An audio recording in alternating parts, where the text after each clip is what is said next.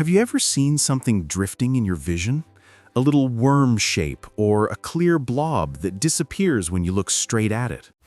Weird, right? What is that thing floating in your eye? Don't worry, it's not a bug. It's something called a floater.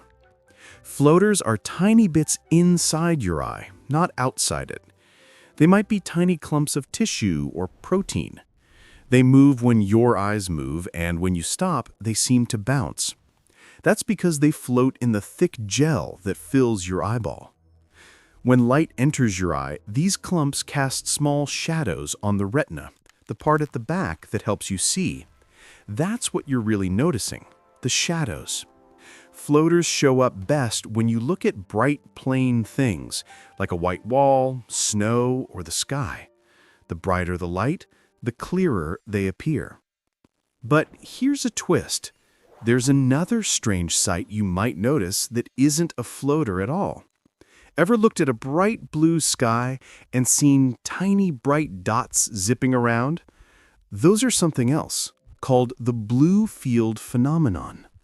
This time, you're not seeing shadows, you're seeing little flashes of light. They happen when white blood cells move through tiny blood vessels in your eyes. Since those cells let more blue light pass through than red blood cells, they look like glowing specks darting along in time with your pulse. Sometimes you can even spot a darker tail following each dot. That's red blood cells piling up behind. Pretty wild, right? You're literally watching your own blood cells move. Everyone sees things like floaters or these blue sky dots sometimes. Usually they're harmless, and your brain just learns to ignore them.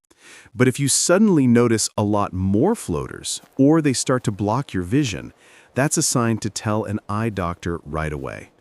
So next time you spot those drifting shapes or glowing dots, remember, you're not just looking at the world, you're also catching a glimpse of yourself in action.